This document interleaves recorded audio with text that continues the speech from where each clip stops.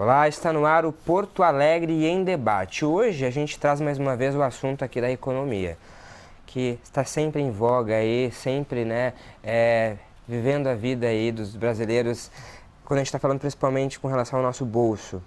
Preocupante, né? E a gente está vendo aí aumento dos números nos preços dos alimentos e a gente, na verdade, hoje quer tratar sobre esse dado recém-divulgado pelo IBGE nos últimos dias aí, que fala sobre o Índice Nacional de Preços ao Consumidor Amplo, IPCA, que registrou que a inflação no país, em julho, teve queda de 0,68%. Alguns economistas estão dizendo que, de fato, será que foi uma deflação, uma inflação negativa esse momento? O que contribuiu para isso? E qual o impacto disso aqui no estado e também na vida dos porto-alegrenses? Para isso, a gente recebe no programa de hoje a economista do DIEESE, a Daniela Sandi, também o professor de economia na Faculdade Dom Bosco, Dalvi Fialkov, e ainda o economista e diretor da Associação Comercial de Porto Alegre, Eduardo Starosta. Obrigado pela presença dos nossos convidados aqui na TV Câmara para falar sobre este assunto que repercute aqui no Legislativo de diferentes maneiras. E falar sobre economia é falar sobre a vida de cada um de nós e o dia a dia, né, Daniela? Para a gente poder começar a entender um pouquinho sobre essa deflação. De fato, a gente teve uma deflação em julho. O que contribuiu para isso? Bem-vinda. Obrigada, Felipe. Eu gostaria de saudar aqui o Davi, o Eduardo. Bom, esse é um tema central hoje na nossa economia, né, porque tem pesado muito no bolso da maior parte dos brasileiros.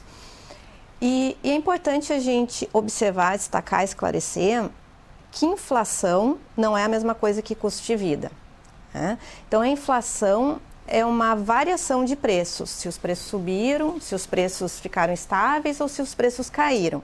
Diferente do custo de vida, que é quanto o trabalhador, o indivíduo, consegue comprar, né, com o seu salário, está relacionado com o poder de compra. Então, essa redução, agora, essa deflação, inflação negativa, em julho, não significa que o custo de vida ficou menor, né? Veja que de 2016 para cá, né, nós tivemos aí um desmantelamento, né, de todas as políticas para fazer os enfrentamentos hoje na economia. Então, em julho, realmente, nós tivemos aí uma redução do preço dos combustíveis e isso que impactou o índice, né? Agora, veja que os outros itens continuaram subindo, né? A alimentação no IPCA continuou subindo e os outros índices já estavam apontando isso. Então, foi algo muito pontual, claro que é importante, porque o combustível, ele é um fator central na economia, porque ele afeta não só a questão do transporte, né, mas toda a cadeia produtiva, porque ele tem um efeito dobrado.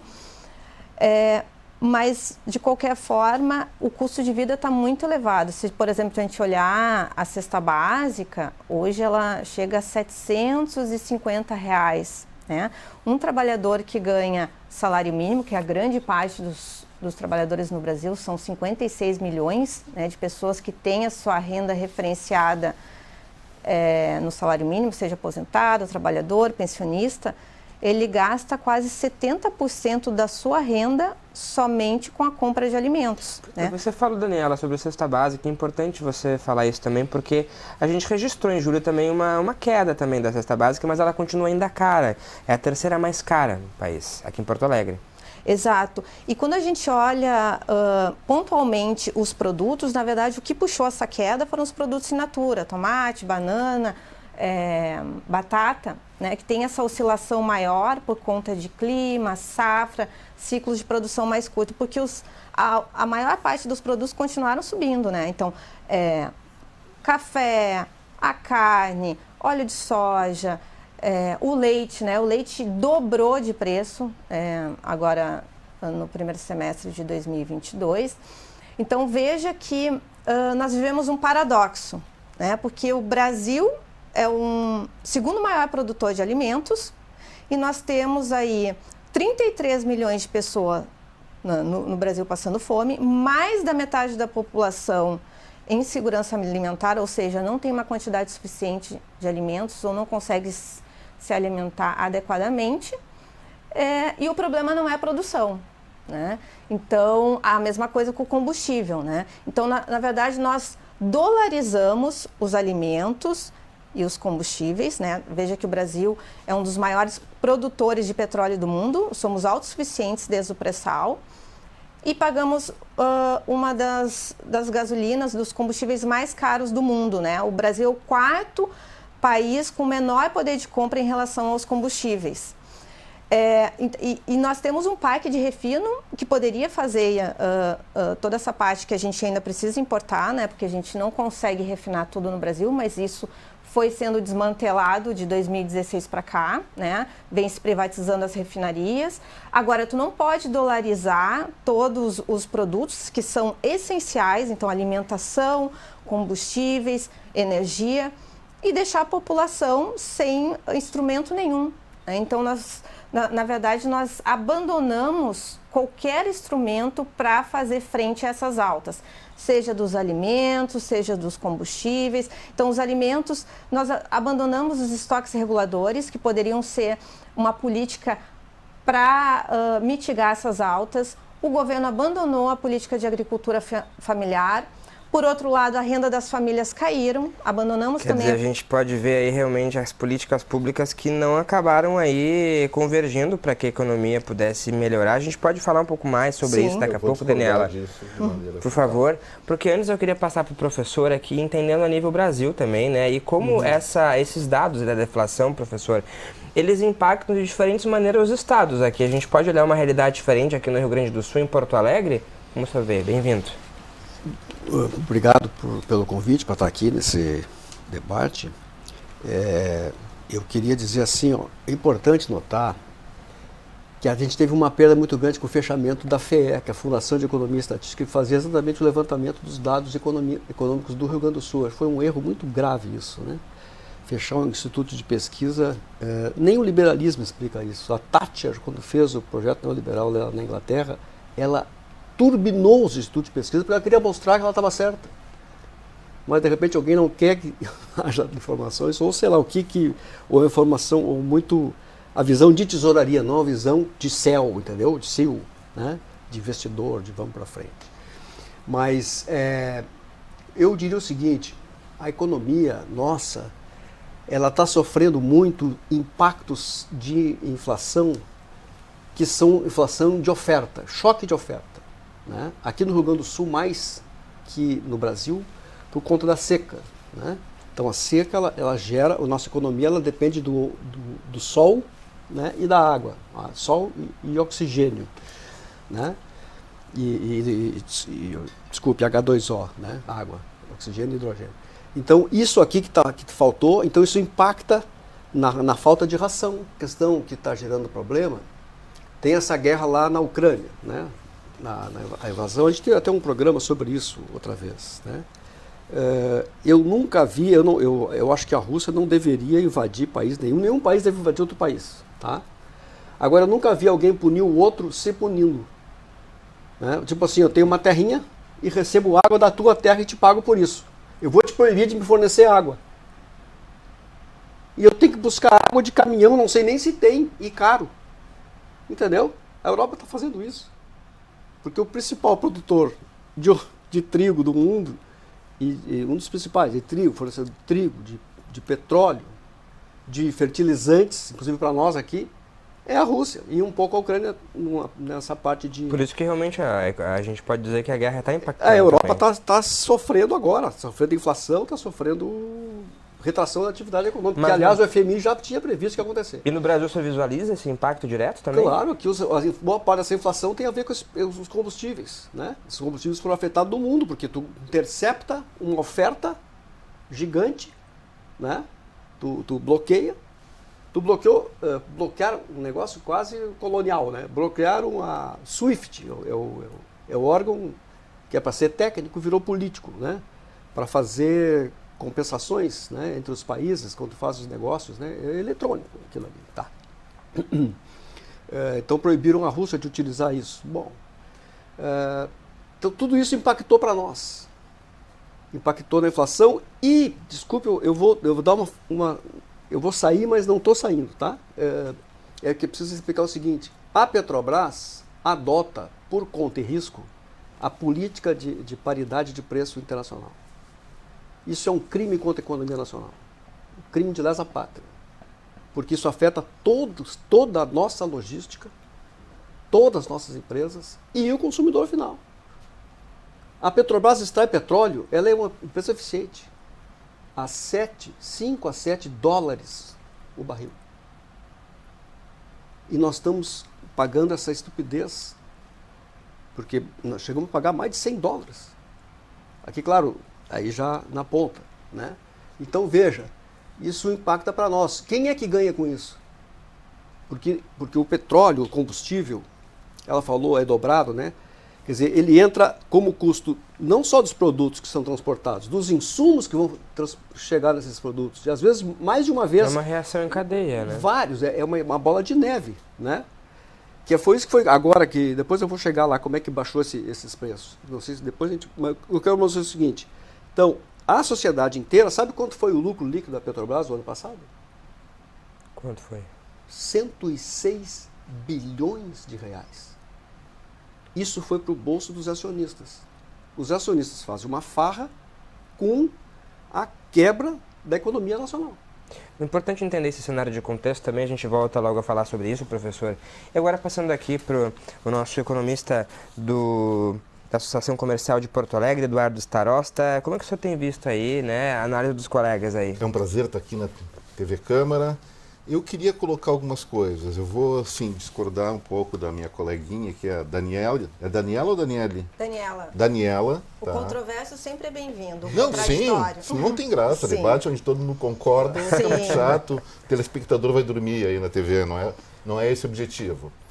Então, eu vou colocar primeiro a questão da inflação. Tá? Realmente, nós temos aqui o dado do IBGE, houve uma deflação de 0,68%, puxado especialmente por dois fatores. Primeiro, o setor de transportes, onde entra a questão dos combustíveis, uma queda de 4,51% baseado na redução tributária aprovada pelo Congresso Nacional de ICMS para gasolina, etanol e energia elétrica, que impactou negativamente na inflação e positivamente no bolso do consumidor em 1,05%. Por outro lado, o que nós enxergamos? Uma inflação ainda bastante elevada, da ordem de 1,3% no setor de alimentação. O que está acontecendo? Aí tem todo um contexto histórico que o Davi colocou.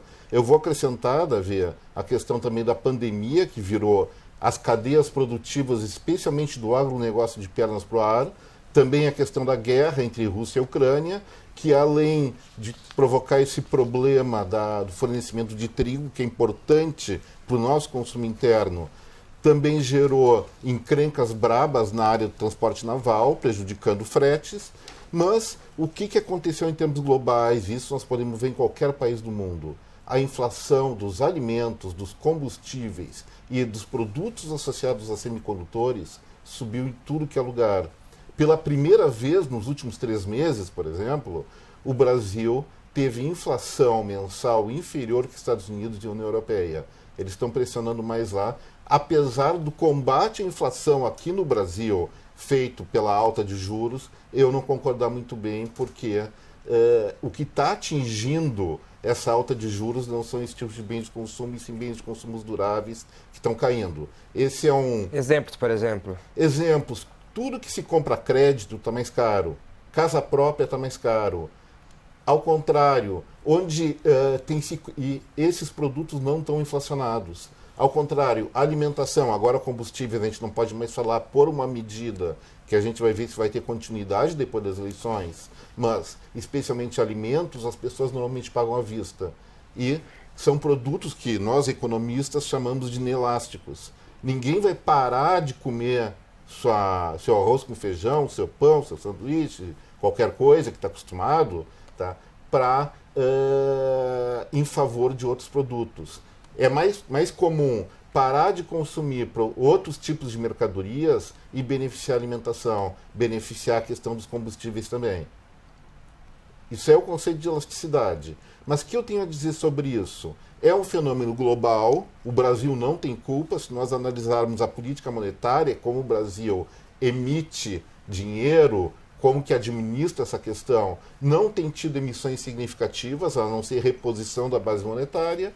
Então, a inflação não parte de governo, e sim de um contexto global. Questão agora de julho, especificamente em relação à alimentação, o que pegou muito pesado? Como a Daniela falou, a parte de laticínios. Houve uma inflação de mais de 20% só nesse mês do leite longa-vida. E aí vamos demonizar os produtores de leite, os industriais? Não. Eu resolvi que eu trabalho com esses dados inflacionários também, faço análise de conjuntura nacional. Eu resolvi falar com quem entende, com quem está lá na base do consumo. E aí eu conversei com o presidente da Câmara de Dirigentes Lojistas de Salvador do Sul, que é um sujeito muito envolvido na produção de lácteos. Ele me contou o seguinte, tá? Em função ainda da pandemia, da alta dos insumos que a vaquinha papa, a vaquinha come para gerar o leite, houve uma redução da produção. Também, como o Davi colocou, o problema da estiagem aqui no sul e também cheias no mesmo período na região sudeste, simplesmente os bons pastos foram liquidados. Isso gerou o quê? Uma brutal redução de leite no primeiro trimestre, e sempre no segundo trimestre do ano, ou seja, em junho, produtos que vão ser oferecidos no mercado em julho, há uma sazonal diminuição da produção da base produtiva, que é o leite, que vai industrializar todo o resto, por uma questão sazonal. Abril, maio, junho, incluindo julho, a produção cai mais ainda. Então nós temos um efeito atípico. O que nós estamos vendo agora já em agosto? Uma redução paulatina e bem firme. Eu já observo no leite longa-vida que nós já encontramos, antes estava em torno de R$7 ou mais um litro de leite longa-vida, agora já está abaixo, se não me engano, de R$5. Pois é, isso eu queria perguntar para a Daniela, porque a gente está falando aí, né, o Eduardo Starosta comentou aí esse contexto também, como vocês, mas a gente, do dia a dia do brasileiro, né, o cafezinho com leite realmente ficou mais difícil de tomar na padaria, teve que ter escolhas aí, hoje eu tomo, amanhã não, né. A gente vai poder ver, Daniela, de novo os preços voltarem como era antes, ou realmente essas diminuições vão ser muito pontuais, vão ser esses desequilíbrios, assim? Bom, eu concordo em parte com o Eduardo, né, na medida que ele diz que a inflação é mundial, realmente ela é mundial. Só que as medidas têm que ser locais, tá? E essa inflação que a gente está vivendo no país, ela tem uma grande responsabilidade do governo, né? Primeiro porque ele mudou a política de preços da Petrobras, como o Davi colocou, né? Então como se a gente não tivesse produção interna. Quem adota a PPI, que é o preço de paridade de importação, que considera todos os custos internacionais, é para quem não tem produção de petróleo. Longe de ser o caso do Brasil, porque nós somos autossuficientes em petróleo. Em relação à alimentação, o que a gente fez? A gente deixou para o mercado, né? E o mercado, ao contrário do que o ideário neoliberal diz, ele não traz equilíbrio. A autorregulação dos mercados é uma farsa, é um mito, porque o que está acontecendo? Nós temos uma baita produção e essa produção não chega na população. Somos o segundo maior produtor de alimentos do mundo. Então, se deixar o mercado solto, o mercado ele sai destruindo tudo, né? Por quê? Porque nós abandonamos, aí eu volto de novo, nós abandonamos os principais instrumentos que nós tínhamos para fazer o enfrentamento da alta de preços. E aí, respondendo um pouco a tua questão, Felipe, quando tu diz, bom, vai voltar a ter um preço mais acessível para a população, porque hoje os produtos essenciais viraram produtos de luxo, né? Veja que a cesta básica ela subiu de 2016 para cá 77% mais do que o dobro da inflação. Por que os preços estão subindo? Por conta de todas essas questões que nós falamos aqui, a questão do clima, a questão da safra, a questão dos custos de produção, como o Eduardo colocou muito, mas aí nós vamos entrar de novo. O que está aumentando os custos de produção? o dólar. Boa parte desses insumos da produção agrícola são importados. E quem é que fez o dólar disparar também? Foi o governo, com a sua instabilidade. Então, nós temos uma disparada do câmbio, que, por um lado, encarece os produtos importados e, por outro, torna mais atrativas as exportações brasileiras de produtos. Então, nunca a gente exportou tanta soja, nunca a gente exportou tanto boi, tanto frango. Veja que nós somos o maior produtor de café do mundo, e aí tu falaste do café com leite. E nós pagamos, olha o preço do café, também quase dobrou de preço aí nos últimos 12 meses. Então é isso, o mercado ele não resolve, né? Então, se por um lado a gente abandonou as políticas para fazer esse enfrentamento, por outro lado abandonou a política de renda, então tu tem uma alta de preços, uma queda da renda, né? O poder de compra está corroído, né? Então as pessoas elas não conseguem ter acesso a esses alimentos básicos e igualmente grave tu joga essa população para os produtos ultraprocessados, industrializados, né? Então, que eles têm incentivos fiscais, então é a bolacha recheada, é o miojo, é a salsicha, e todas essas questões. E a gente está falando também até de, daqui a pouco, criar um problema de saúde pública e também daqui a pouco, né? A gente pode falar mais sobre isso depois, porque daí realmente impacta de uma forma geral. E professor, né? Voltando a esse contexto aí, daí chegando ao Brasil aqui, né? O senhor falava sobre a Petrobras também, mas outros elementos também na sua visão aí que contribuíram aí. O senhor concorda com a Daniela? Concordo que os dois estão falando coisas que fazem sentido.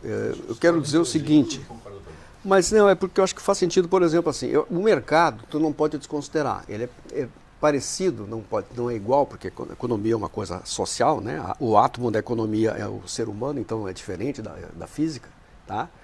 Mas o mercado é parecido com a gravidade, ele funciona, tu não pode fazer de conta que não existe, ou seja, tu tem que levar em conta. Mas ele não resolve tudo. Ou seja, a ação humana pode levar... Com a ação humana, tu pode, por exemplo, fazer uma hidrelétrica. Ou seja, tu usa a lei da gravidade a teu favor. Certo? Na economia agrícola, tá, a gente aprendeu lá na economia clássica, aqui, do professor meu, esqueci o nome, foi um importante secretário aqui do Estado de Agricultura, no regime militar aqui. Bom, deixa eu falar. Eu falo o teorema aquele da regulação, né? Que levou à regulação, aos estoques reguladores, porque a economia rural ela sempre precisa de proteção em qualquer país do mundo. Tá? Ou seja, quando a produção está em grande alta, né, o consumidor, às vezes, o produtor, o preço fica muito baixo e não consegue pagar seus custos, que o governo entra comprando e forma seu estoque e salva o produtor. Quando falta produto, como agora, o governo entra vendendo, né, para o consumidor final, então ele salva o consumidor sem atingir o produtor, percebe? Então veja que isso acabou. Praticamente, o estoque regulador do Brasil, que se eu não me engano, no início desse ano, era tipo 34 mil toneladas, uma coisa irrisória, um tamanho do Brasil de milhões de habitantes, 200 milhões, é nada. Então esse abandono realmente fez falta, ou seja, podia ter amenizado um pouco o impacto da seca, entendeu? O impacto desses vários itens poderia ter sido amenizado e não foi, né? Porque é uma ação totalmente pró-mercado, mas ao mesmo tempo ela contorna as falhas que o mercado, né, mostra. Ao mesmo tempo, nessa questão da Petrobras, que a redução do preço dos combustíveis, o governo não tocou no fundamental. Ou seja, o que os caras estão ganhando, continuam ganhando, os acionistas. Ele mexeu aonde? No ICMS dos estados, que não é nem dele. Me fugiu agora, é um número impressionante, dezenas de bilhões de reais que os estados vão ter, falta, né? Já estão tudo apertado, o Rio Grande do Sul já está com as finanças ruins, todo mundo sabe disso, vai faltar aqui, vai estourar no aposentado, vai estourar no gasto público, que não tem, né? Por as mínimas coisas, e tudo isso é provisório, tudo provisório, é só até o fim do ano. O ano que vem volta, ou seja, está uma bomba relógio fiscal para o ano que vem, tamanho do bode. Porque isso volta, os preços vão voltar, não pensa, isso é só temporário. Tá? A mesma coisa, claro, na área fiscal também houve aumento de auxílio gás, auxílio não sei o quê, do caminhoneiro, bolsa, pois é, a não sei questão o quê. da... Tudo isso aqui também é tudo fiscal, né? mas que é só até o fim do ano. Aproveitar essa sua deixa pessoal, também não vamos se iludir. Para passar para o Eduardo, porque a gente, bem lembrado, é a questão da PEC chamada de PEC Kamikaze, aí, que aprovou esses benefícios sociais até no final do ano, né? Taxistas, caminhoneiros, Auxílio Brasil também aumentou. Eduardo, na tua visão, assim, tu achas que depois, em 2023, né, essa PEC aprovada, vai ter um impacto no Brasil depois, com alta de juros aí ou não? Olha, eu diria o seguinte, respondendo em parte a Daniela, eu vou usar uma frase não minha, mas do saudoso Winston Churchill, que ele certa feita falou que o sistema capitalista é o pior que existe, afora todos os outros. Frase dele. Tá? O que eu vou dizer em primeiro lugar, só para poder responder algumas coisas que, vamos dizer, mexendo com as minhas convicções. Primeiro lugar, questão do governo federal. Eu critico, sim, a política monetária. Eu acho que os juros, transformar o Brasil no país com os juros mais altos do mundo é errado. Mas, por outro lado, acho que o governo federal tem questões defensáveis, sim. Primeiro, não foi o governo federal que provocou a alta do dólar. A alta do dólar agora, nessa edição, ela é um efeito direto das tensões bélicas que estão ocorrendo ao nível global. E o que se sabe é que quando há uma guerra no mundo, há uma insegurança global, as pessoas vão dedicar suas economias, ou vão focar suas economias, seus recursos financeiros, nos mercados mais seguros. Quem tem a maior força bélica do mundo é os Estados Unidos, o dinheiro foi para lá. Ponto final, gerou uma valorização no mercado da moeda americana que também impacta o Brasil. Agora, vamos dizer, com um certo alívio dessas tensões, com a estabilidade da guerra, lamentavelmente a gente tem que falar isso, tá? O real está voltando a se valorizar, deve bater a semana que vem abaixo de R$5 novamente. A outra questão, o governo, ele não provoca inflação. O mercado, sim, ele funciona, ele não é uma coisa perfeita. E para consertar imperfeições do mercado, existem instrumentos que não seja a intervenção no mercado. Existe uma coisa chamada, por muitos de terceiro setor, voluntariado, que pode resolver essas aparas do mercado, como, por exemplo, aqui em Porto Alegre. Sim, tem várias pessoas aqui, vários cidadãos porto-alegrenses que estão com sérios problemas na área da sua alimentação própria. Em função do quê? Em função de uma crise gerada na pandemia, repetindo, que ainda não foi resolvida a contento, apesar do emprego atual em Porto Alegre ser superior do período imediatamente anterior da pandemia. Nós temos em torno de 5 mil vagas a mais e, mais importante, temos mais de 40 mil novas empresas aqui em Porto Alegre, desde o final de 2019 até o mês passado. Então, existe um movimento de reempregabilidade aqui em Porto Alegre e no país, que, sim, ele está focado numa economia de mercado mais livre, e isso que está surpreendendo várias análises econômicas que falam, a economia, vamos pegar a previsão do boletim Focus, lá do Banco Central, que previa uma alta do PIB brasileiro em torno de 0,4%, 0,5% no início do ano. Eu aposto que não vai crescer menos de 2,5%. Mas uma provocação, quando o senhor fala de emprego, que tipos de emprego? Olha, isso aí a gente pode consultar no CAGED. O que vem acontecendo, o fenômeno que eu venho vendo? A massa salarial vem aumentando, o salário médio vem caindo, é isso. Tá? Vem caindo por quê? As pessoas mais qualificadas, elas, depois da pandemia, depois dessas lições inadvertidas do isolamento social, elas descobriram, isso é um fenômeno social, um fenômeno econômico novo na nossa sociedade, elas simplesmente descobriram que elas ganham mais dinheiro vendendo seus serviços ao invés de se vincular a uma empresa na qual eles não são os protagonistas, não são os donos. Então, isso explica por que Porto Alegre, de 2019 até junho de 2022, teve 40 mil a mais novas microempresas individuais. Nos últimos 12 meses, o emprego aqui aumentou em 18 mil. Aquela comparação dos 4 mil é do início da pandemia até agora. Então, as coisas estão mudando no país, acredito eu, para melhor. É lógico que, em todo o processo de mudança, onde o Estado busca efetivamente diminuir seu tamanho, a Daniela falou, o Davi também falou, o ICMS não é um imposto federal, um imposto estadual, mas isso foi aprovado pela Câmara dos Deputados com imensa maioria. E também o governo federal é o primeiro, aí um elogio que eu faço à gestão do Paulo Guedes, é a primeira gestão das últimas décadas que realmente reduziu impostos, reduziu IPI, onde efetivamente quem é mais penalizado por esse tipo de imposto são as classes mais baixas. Não diminuiu o imposto de renda, que é mais uma elite que paga. Os impostos indiretos, que é o chamado imposto regressivo, sim, houve uma melhoria bastante grande na queda do IPI. Essa questão do ICMS, na própria lei que foi aprovada, essa redução do ICMS, existe um princípio de compensação de perdas com os fundos federais também. Vamos ver agora nas eleições como vai ser as promessas dos candidatos aí, principalmente para essa parte que deixou de lado aí na sua visão aí, como o senhor falou, dos mais pobres aí, essa questão, né, dos juros aí que impactou os mais. Vamos ver como é que isso vai ser tratado pelo governo, eles né? impactam mais classe média, tá? O que está acontecendo? O núcleo da inflação está em bens de consumo de curto prazo, bens de consumos não duráveis. E isso, alta de juros não reflete.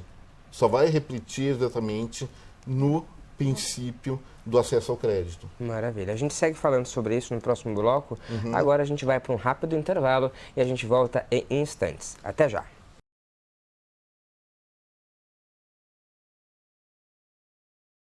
E nós estamos de volta com Porto Alegre em Debate, hoje tratando sobre economia. Participam do programa de hoje a economista do DIEESE, Daniela Sandi, também o professor de economia na Faculdade Dom Bosco, da UFI-Fialcov, e ainda o economista e diretor da Associação Comercial de Porto Alegre, Eduardo Starosta. Agora a gente, nesse segundo bloco, vai repercutir uns assuntos mais específicos, porque é importante a gente lembrar também, né, Daniela, sobre a questão dos incentivos fiscais aí, na verdade, como a gente precisa modificar no Brasil também isso, considerando os impostos que ainda quem está pagando realmente mais altos são quem tem menos dinheiro, né? E o endividamento das famílias também está crescendo muito por conta disso, né? Pois então, essa realidade que nós estamos vivendo hoje é resultado das escolhas políticas do governo. E aí, sempre o contraditório é bem-vindo, eu discordando do Eduardo, que não há defesa para o Guedes. O Guedes está sumido, né? Está sumido.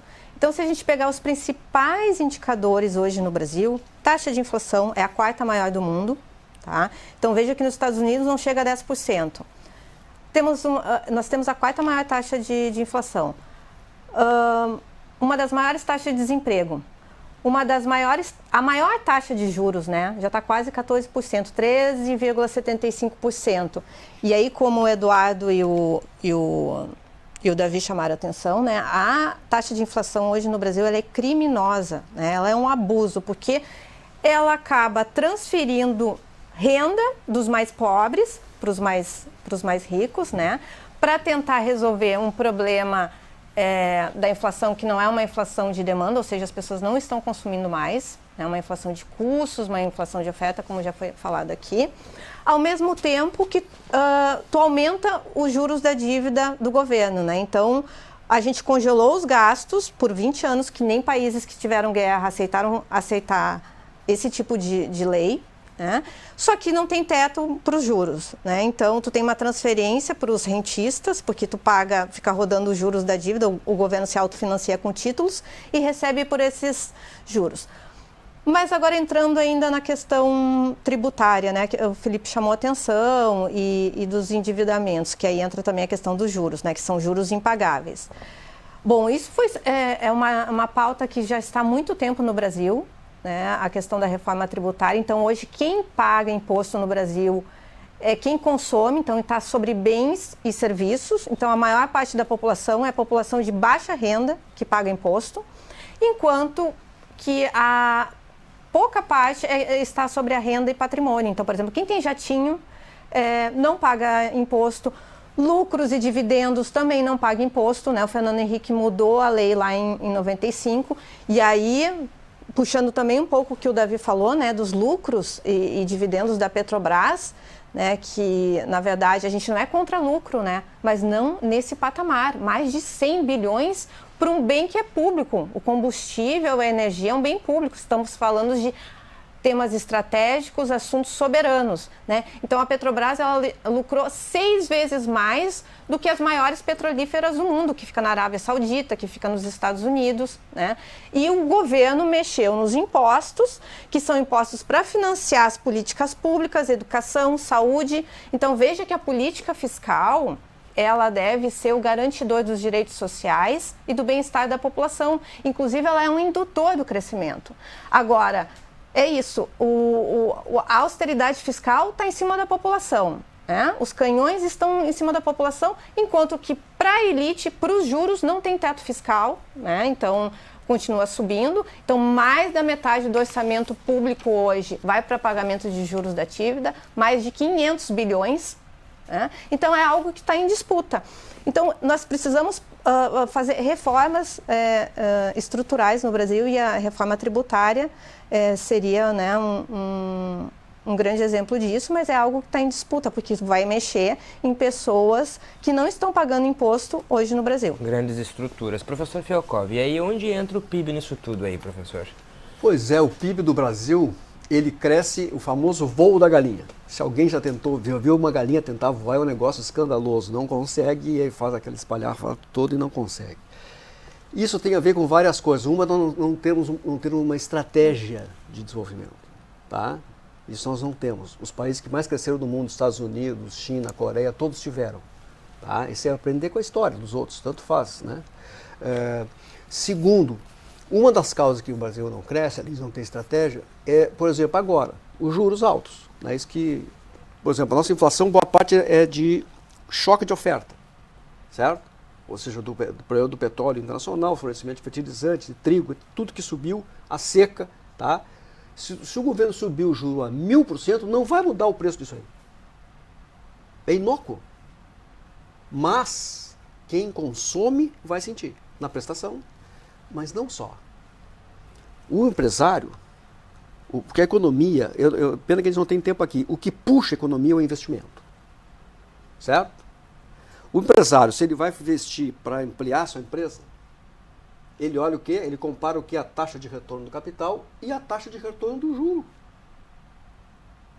Se o juro está lá em cima, por que eu vou correr risco no mercado de produzir? Pode entrar um concorrente, pode dar uma crise, e eu vou me ralar. Eu vou pagar, o governo vai pagar para mim.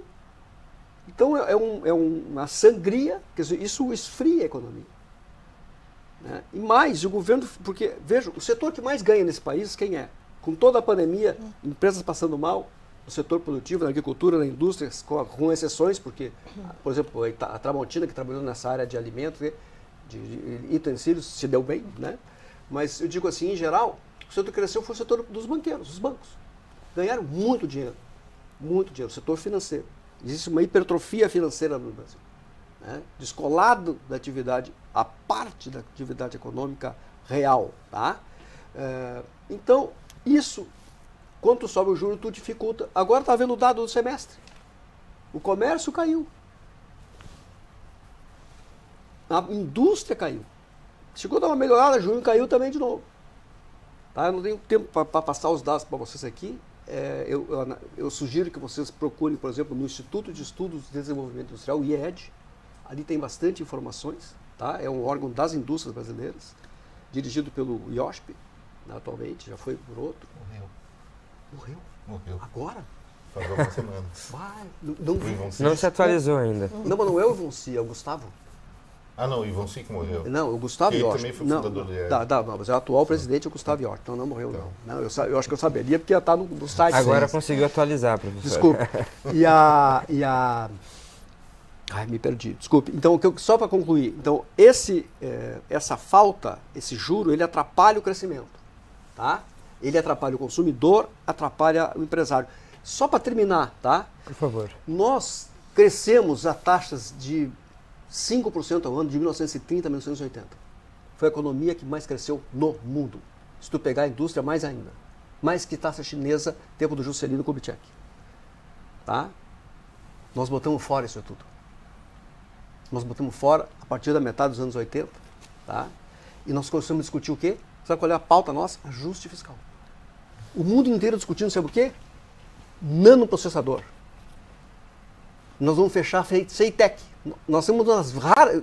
Depois no próximo bloco eu quero falar sobre CEITEC. O que o mundo está disputando hoje é exatamente na área de chip. Quantos países têm chip do mundo?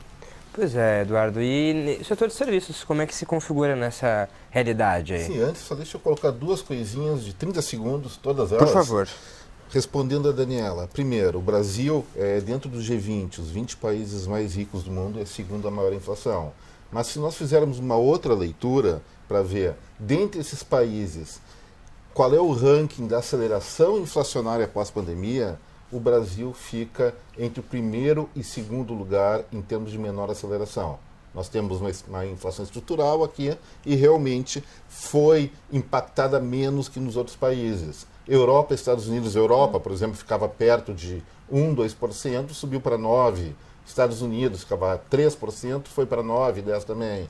A nossa ficava em 4,5% a 6%, sendo otimista, e pulou para um pouquinho mais de 10%, está caindo agora.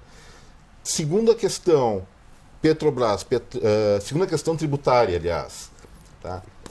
A maior parte dos impostos que sim oneram a classe mais baixa são estaduais, é ICMS e Imposto sobre Serviços. No âmbito federal nós temos o IPI, e aí eu vou dar a mão à palmatória. Se eu critico a política monetária do governo, eu vou elogiar a política fiscal, porque sim, nesse momento, especialmente de pandemia, eles reduziram o IPI de maneira bastante contundente, imposto de importação, beneficiando o consumo. Então, acho que não é uma questão de crítica a esse outro governo, acho que a gente tem que abstrair isso aí e sim começar a discutir, ao invés de personagens que são, vamos dizer, meros avatares de uma estrutura maior, começar a discutir teses. Quanto à questão dos serviços, o Davi falou de maneira muito clara, muito correta, comércio varejista caiu. Eu queria detalhar um pouco mais isso, Davi. Comércio varejista caiu com um brutal crescimento dos bens de consumo não duráveis e queda vertiginosa dos bens de consumo duráveis associados ao crédito. Então, nós temos uma massa salarial nova entrando no Brasil pela alta da empregabilidade. Esse pessoal está consumindo produtos básicos, isso é uma coisa boa, mas a questão do crédito, realmente, quem tem um dinheirinho no bolso não vai querer comprar o seu carro, não vai querer comprar seu móvel, não vai querer comprar sua televisão, porque está valendo muito a pena deixar o dinheiro no mercado financeiro em função de uma Selic exageradamente elevada, a maior do mundo em termos reais. Questão de serviços, isso é uma coisa muito boa que está acontecendo no Brasil e tem a ver com a mudança da mente do brasileiro, mente média do brasileiro depois da pandemia. Eu fiz uma análise indústria, comércio e serviços de crescimento dentro da pandemia e depois. Então tem um efeito espelho. Tudo que caiu na época da pandemia cresceu e compensou um pouco mais após a pandemia, em 2021 e 2022, agora está se arrefecendo. Setor de serviços é diferente. Caiu, foi o setor talvez mais penalizado naquele período de 2020, especialmente de restaurantes, academias, cinemas, toda a parte cultural, por maiores restrições ao funcionamento. Vamos lembrar que até alguns meses atrás, do ano passado, restaurante só podia trabalhar com 50% de lotação. Existe uma recuperação, sim, desses números, e essa recuperação está continuando. Ontem o IBGE divulgou, referente ao mês de junho, uma alta de 6% do volume de serviços prestados à população em comparação a junho do ano passado. É um número fantástico depois de duas altas de 9% consecutivas em maio e em abril. E o que eu estou enxergando aí? Esse setor de serviços está crescendo por vários motivos. Primeiro, ainda tem a questão da recuperação da pandemia, que foi o setor que mais tardiamente saiu desse processo de isolamento social, mas também se enquadra nisso aí essa nova leva de novas empresas que surgiram de ex-empregados que preferiram ser protagonistas da sua própria capacidade. Empreender também. Empreender são esses 40 mil a mais que existem, por exemplo, em Porto Alegre agora. E um último toque que eu queria dar, com relação ao futuro? Falam em reformas, tudo. Tem que fazer reformas. O Brasil é um país anacrônico, muito burocratizado, e isso não é culpa desse governo, não é só culpa também do governo do PT, é culpa das últimas 5 décadas de má gerência do setor público. E nós temos que olhar para o futuro, gente. E o futuro, ele sempre vai ser mais benéfico a quem inova. Então vamos olhar com muito carinho essa área de inovação. E sim, se tem algum ramo que deve ser privilegiado no sentido de buscar coisas novas, abrir novos mercados, especialmente em produtos com potencial global, é esse setor que está surgindo. Eu não digo que é um setor, mas uma ideia chamada inovação. É isso aí, a Capital aqui está tendo bastante know-how com relação a isso aí, né? A gente está chegando ao final do programa, vamos agora para as considerações finais, já agradecendo muitíssimo a presença dos nossos economistas aqui, debatendo antes aí das eleições, que também devem impactar também o cenário econômico, né? E aí, Daniela, projeções aí nos próximos meses, qual a expectativa? Obrigado, viu? Olha, eu acho que a gente tem que fazer a pergunta, que sociedade é essa que queremos construir, né? Esse último governo mostrou que o mercado não resolve, né? Colocou o país num buraco. E o que nós temos pela frente é que, se não mudar essa política econômica, né? E aí nós temos aí as eleições para fazer essa virada de mesa, nada vai mudar. Aliás, vai ter um agravamento. Veja que o Brasil ele foi já a 6ª maior economia do mundo, né? Nós tínhamos saído do mapa da fome em 2014. Né? Então, hoje nós retrocedemos 30 anos. Né? Não tem ponte para o futuro, é ponte para o passado. Né? Então, o que a gente tem que olhar é que a política fiscal, né? A política fiscal é um instrumento de crescimento e desenvolvimento econômico, pensar numa agenda que reafirme os direitos sociais e que coloque o trabalhador e o trabalho no centro dessa política para fazer esse enfrentamento de desigualdades sociais, raciais, regionais, porque nós temos um passado ainda muito presente, um passado colonial, um passado escravagista, né? Então, essas mazelas, esses problemas estruturais do Brasil não foram superados. Então, nós precisamos retomar o crescimento econômico com uma política de desenvolvimento, de crescimento, com distribuição de renda e olhar que o trabalhador não é um custo, né? Olhar o trabalhador como um potencial produtivo, como um potencial de demanda, e foi isso que aconteceu nos anos 2000, quando tu aumenta o salário, toda essa renda vai para consumo, porque, como o Davi falou, né? A questão do investimento e da demanda. Qual é o empresário que vai investir, que vai contratar trabalhador, se ele sabe que ele não vai vender ele na frente? Nós precisamos de um mercado interno forte e renda do trabalhador, retomar a política de valorização do salário mínimo, porque o Brasil segue profundamente desigual e miserável. Certo, Daniela, obrigado. Daniela Sandi, economista do DIEESE. Obrigado. Professor Alcov, suas considerações finais, por favor. Então, eu queria só destacar o seguinte, a queda da indústria foi importante, do comércio, né? Teve algum crescimento agora nos serviços, é verdade, mas eu quero dar um dado aqui do IED, tá? A produção industrial ainda está, hoje, 2022, nós estamos 13% abaixo de 2014. Isso é o tamanho do rombo no nosso PIB, tá? Do atraso que nós nos encontramos. O outro é esse, vamos fechar no mundo. Os Estados Unidos brigam com a China pelo quê? Pelo chip. O Biden agora aprovou um projeto de 280 bilhões de dólares para recolocar a indústria produtora de microprocessador nos Estados Unidos. A mulher, aquela lá, a Pelosi, foi na Taiwan para levar a TSMC, porque a Ásia produz 82% do microprocessador do mundo, que vai em tudo que é computador, vai em celular, vai em automóvel, vai até em geladeira e máquina de lavar, tá? Para levar para os Estados Unidos. Nós temos uma fábrica aqui na Loma do Pinheiro, que o Guedes fechou, que foi o TCU que segurou, porque é um negócio escandaloso. Nós temos aqui, ela faz, inclusive fornece alta tecnologia, inclusive para HT Micron, aqui de São Leopoldo, que é aqui perto, tá? Podíamos criar um cluster de altíssima qualidade, que é o que nós precisamos entrar no futuro. O mundo é de quem se mexer. Para concluir? Para concluir, tá? Eu acho a gente tem que ter um certo cuidado aqui, tá? Nós precisamos, então, investir mais nas nossas empresas, nas nossas indústrias, na tecnologia, tá?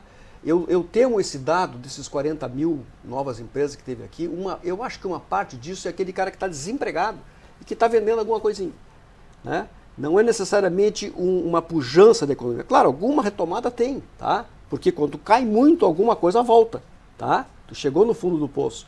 Mas é que essa economia ela já era para estar tomando um caminho de crescimento sustentável. E não está. Ela está assim, ó. E o juro alto tranca. E a bomba que vai voltar de inflação do ano que vem, porque isso é tudo provisório, a inflação vai disparar de novo em janeiro e a questão fiscal vai disparar de novo em janeiro. Por quê? Porque é tudo provisório. Tá? E a penúria, adivinha quem que vai ser, né? Mas é que não só a população paga e as empresas pagam. Porque se tu não tiver mercado consumidor, é difícil tu vender. Esse que é o negócio. Obrigado, professor Davi Fialkov, professor de Economia da Faculdade Dom Bosco aqui de Porto Alegre. Obrigado, professor. Economista Eduardo Starosty, suas considerações, por favor. Bom, agradecer o convite, fiquei muito honrado em nome da Associação Comercial de Porto Alegre de estar aqui com vocês. Primeiro eu queria fazer um convite à Daniela, que eu acho que a gente está discordando muito, tem que tomar uma cervejinha eventualmente para acertar os ponteiros. O Davi pode ir junto com a gente, né? O Davi também é um baita papo. O que eu queria colocar no final, discordando um pouquinho da Daniela de novo, acho que afora a questão que eu já mencionei de política monetária, juros, que é vinculado a um Banco Central autônomo, mas foi o presidente da República que escolheu o presidente do Banco Central, o resto, eu tiro meu chapéu para a política econômica e governamental. Acho que o país tem que sim desregulamentar várias leis que existem, tem que liberar a economia, e isso que está provocando os bons sinais, algum ponto de retomada das atividades nesse sentido, nesse segundo semestre de 2022. Como eu falei antes, acredito que o Produto Interno Bruto brasileiro cresça acima de 2,5% nesse ano, e para o ano que vem as minhas expectativas são até melhores, eventualmente ou principalmente se acabar esse conflito bélico entre Ucrânia e Rússia e normalizar a questão do frete naval. Acredito que com isso os principais óbices ao desenvolvimento, ao fluxo de mercadorias se resolve. O Davi, para concluir, colocou uma coisa muito importante, a questão do atraso industrial brasileiro. É a pura verdade. Eu vou te falar, Davi, se você voltar até antes de 94, você pegar na virada do milênio, a produção física industrial brasileira hoje é menor que lá em 1999. E isso acontece também por um histórico de erros. E eu vou botar o dedo na ferida. Não só de políticas governamentais, mas também de lobbies empresariais que se acostumaram muito com essa ideia de protecionismo. Se proteger do resto do mundo para não precisar competir, fornecer para o mercado interno, e isso acabou gerando um baita de um hiato tecnológico. Acredito sim no futuro desse país, não por causa dos nossos governantes. Como eu falei, eles são apenas avatares de posições políticas, mas sim pela inovação, pela criatividade que o nosso país tem, agora um pouquinho mais desregulamentado. Tá Muito certo. obrigado. Eduardo Starosty, economista e diretor da Associação Comercial de Porto Alegre. Ficaram muitos pontos em aberto, mas é claro que a gente vai ter outras oportunidades de poder seguir falando sobre a economia. Você que nos acompanhou, muito obrigado pela audiência. Não esqueça que este e outros programas da TV Câmara você acompanha por meio das redes sociais, e mais informações sobre a Câmara de Vereadores no site do Legislativo. A gente se vê na próxima edição. Tchau!